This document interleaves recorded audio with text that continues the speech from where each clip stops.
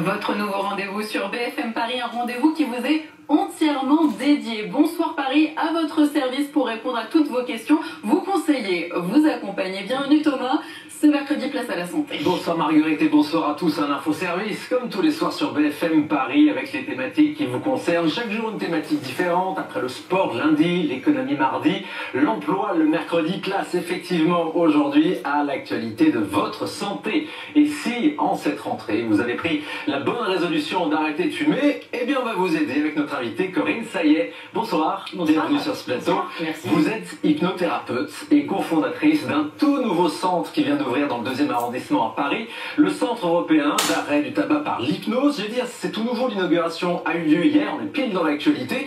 Et vous allez nous expliquer donc comment faire, arrêter de fumer par l'hypnose. Est-ce que c'est vraiment sérieux? Est-ce que ça marche? Oui, ça marche. Alors effectivement, aujourd'hui, il y a beaucoup de questions qui tournent autour de l'hypnose, de l'hypnothérapie et de ses applications avec des choses qu'on entend à droite et à gauche. En effet, l'hypnose pour arrêter de fumer est une des méthodes reconnues les plus efficaces aujourd'hui pour accompagner au sevrage tabagique. Parce que pour les gens qui ne connaissent pas l'hypnose, c'est souvent assimilé à des tours de magie. Vous n'êtes pas magicienne. Alors je fais aussi de l'hypnose de spectacle, mais on est dans un autre registre qui est là pour faire le show, pour peut-être aussi dédiaboliser, populariser un petit peu l'hypnose, comme Monsieur Mesmer l'a fait en arrivant avec l'hypnose de spectacle. C'est vrai. Oui, tout à fait. Mais en hypnothérapie, on n'est pas dans le même registre. Sur l'hypnose de spectacle, il y a à peu près 15% de la population qui est dite ultra réceptive et qui va pouvoir accéder à cet état d'hypnose. Et qui fait le show, soyons honnêtes. Qui fait le show, mais en état d'hypnose. Oui, ce ne sont pas des comédiens. D'accord. En hypnothérapie, 100% des gens peuvent accéder à cet état d'hypnose parce que c'est un état tout à fait naturel, qu'on connaît d'ailleurs tous les jours, 6 à 8 fois par jour, depuis notre naissance, et ça s'appelle les cycles ultradiens. C'est le moment où en fait on se met en pause. On déconnecte un petit peu, vous savez, les états de rêverie, ou quand on est devant un film très concentré, et que quelqu'un nous dit « Oh, je te parle, tu m'écoutes » Ah non, pardon, excusez-moi. C'est un état d'hypnose.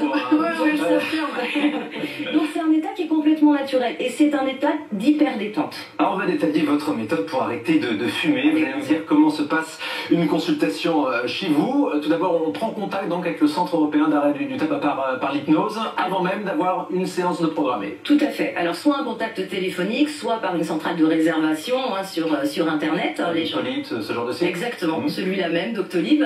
Les gens prennent rendez-vous et dès la prise de rendez-vous, ils ont un premier contact téléphonique avec le praticien expert en sevrage tabagique qui va les accompagner de A jusqu'à Z. Donc c'est un premier contact pour voir, évaluer la motivation de la personne, parce que l'hypnose c'est pas une baguette magique, hein. C'est pas abracadabra, ça dit c'est bon, vous êtes non-fumeur, vous pouvez rentrer chez vous. Il y a toute une démarche de préparation et surtout la motivation de la personne à arrêter de fumer. Motivation, c'est-à-dire que si on n'est pas motivé, ça ne marchera pas? Non, on peut pas vous forcer, même en hypnose, à faire quelque chose que vous ne voulez pas faire. Donc il faut avoir envie d'arrêter de fumer. Il faut avoir envie d'arrêter. Après, je connais peu de fumeurs qui se disent voilà, c'est chouette, je fume et je m'intoxique tous les jours et c'est génial pour ma santé. Non. Et ça, c'est pas cher. Non, pas du tout. Hein. Un fumeur qui fume un paquet de cigarettes par jour dépense 300 € par mois aujourd'hui. Hein. Et vous agissez justement sur ces constructions psychologiques? Exactement. En fait, c'est exactement ça qu'on fait. Une fois que le premier contact téléphonique a été fait avec le praticien, lui, il évalue si effectivement la personne est dans la démarche et est prête à arrêter à cette motivation. Si tel n'était pas le cas, on ne valide pas le rendez-vous. Très bien. D'accord. Ensuite, il y a 21 jours de préparation durant lesquels l'expert va accompagner la personne par l'envoi de mails avec des consignes, par exemple. Et c'est là où on déconstruit certaines croyances et on déconstruit aussi des habitudes. Allez, on va dire qu'à peu près 80% des cigarettes qui sont fumées par les fumeurs sont des cigarettes réflexes. Je bois mon café, j'allume une cigarette. Oui, la cigarette après le café par exemple. Exactement, ou après plein d'autres choses d'ailleurs. Oui. Mais je rentre dans ma voiture, j'allume une cigarette, je me mets devant ma télé, je rentre du travail, j'allume ma cigarette. L'habitude. Exactement, c'est un peu Pavlov, hein. C'est l'expérience de on est conditionné à allumer sa cigarette. Donc dans les consignes, il y a par exemple, je ne vais pas tout vous dévoiler, de changer de main pour fumer.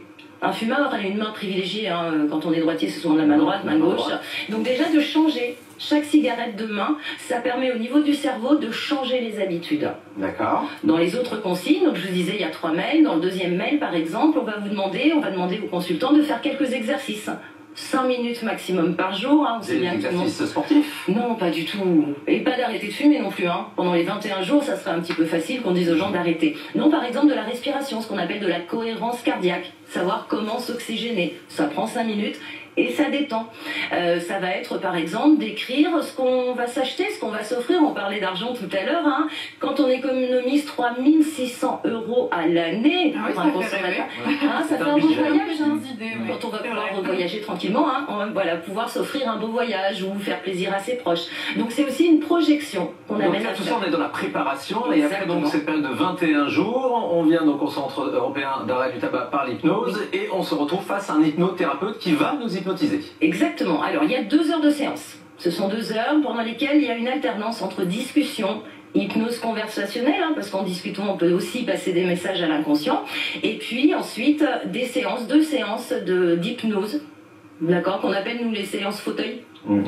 Où la personne effectivement va être dans cet état de profonde détente et où on va aller gérer tout ce qui se passe. Expliquez-nous concrètement, vous faites quoi? Comme on voit à la télé, maintenant vous dormez avec ces pièces un petit peu sombres. C'est un petit peu du cliché ça, hein, non, ça s'appelle, on appelle ça des inductions, c'est-à-dire qu'on amène la personne avec la voix, avec la manière de parler. On a tous notre voix de thérapeute, hein, quand on est hypnothérapeute, qui n'est pas du tout la même qu'on a au quotidien, où on va calmer les gens, les amener dans la détente, les amener dans un lieu de bien-être, de ressources, et au fur et à mesure, le corps se détend, l'esprit se détend, et c'est là, quand on est dans cet état d'hypnose, qu'on accède à l'inconscient directement.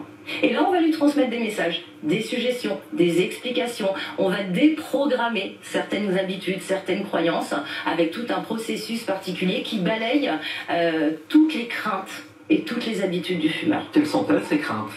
La crainte des fumeurs, c'est « je vais arrêter de fumer, je vais prendre 10 kilos ».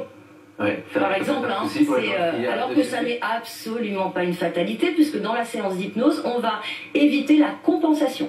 Il n'y a pas besoin de compenser par la nourriture en arrêtant sa cigarette. Hein. Oui, mais on voit des gens qui arrêtent de fumer, à la place ils mangent des chewing-gums. Ils mangent des sucettes, ou ils grignotent les petites barres de... Ça, c'est pas la bonne solution, parce qu'on remplace une addiction par une autre? C'est un peu ça, c'est surtout une compensation. C'est parce que j'ai perdu ma copine cigarette, je vais la remplacer par autre chose. C'est un peu comme un doudou, hein, une cigarette, au final. Elle tient compagnie aussi, parfois. Hein. Et l'hypnose, donc, vous arrivez à déconstruire toutes ces habitudes. Tout à fait. En parlant donc à notre subconscient. À l'inconscient. Et à l'inconscient. À l'inconscient. Et qui va du coup déprogrammer les habitudes et reprogrammer les nouvelles. Ce qu'il faut savoir quand même, c'est que l'inconscient d'une personne, la première fois qu'on a fumé, alors souvent c'est à l'adolescence, hein, 12, 14 ans, 15 ans, derrière le collège, là, je suis avec les copains, j'ai envie de faire grand, je vais prendre ma première cigarette. Cette cigarette, elle est pas bonne. Oui, en fait, il ne faut jamais commencer. Elle est pas bonne, on la trouve pas bonne, elle racle la gorge, on tousse, on a la nausée, on a la tête qui tourne. Allez, 90% des fumeurs ont vécu ça à la première cigarette.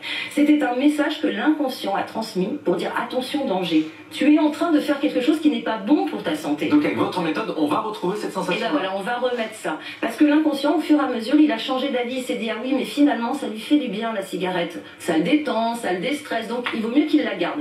Consciemment, un fumeur veut arrêter de fumer. Inconsciemment, l'inconscient protège. Et du coup, c'est là que nous, on intervient sur l'inconscient. Combien ça coûte? Alors, la séance coûte 250 €. Ouais, voilà. Ça fait 25 paquets de cigarettes. C'est ça, tout à fait. Qui sont payables en 2 fois. Il y a un acompte de 80 € à l'issue du contact téléphonique pour valider les 21 jours d'accompagnement et de préparation. Et puis le solde à la séance, lors de la séance. À l'issue de la séance, la personne reçoit aussi un mail avec 2 audios. 2 audios qui vont l'accompagner si elle en a besoin, si elle en ressent le besoin, de détente, de renforcement, voilà, qui lui permettent de poursuivre sa démarche. Et le praticien reste disponible. Quel est le taux de réussite? Alors, moi, la méthode, ça fait 4 ans qu'elle est mise en place. Avec le recul de 4 ans, on a une réussite au sevrage tabagique en une séance à 85%. 85% des gens qui viennent nous voir arrivent à arrêter de fumer par cette méthode. Merci beaucoup, Corinne Sayet. Je pense que ça va donner peut-être des idées à tous les fumeurs qui veulent arrêter de fumer. C'est le Centre européen d'arrêt du tabac qui vient d'ouvrir à Paris, au 58 rue de Cléré, dans le 2e arrondissement. Et pour prendre rendez-vous, donc, on l'a dit, on vous contacte, hein, ou alors sur les sites dédiés sur Internet. Merci beaucoup, Corinne Sayet. Merci à vous. Merci beaucoup. Allez, on passe tout de suite aux 3 infos de votre santé.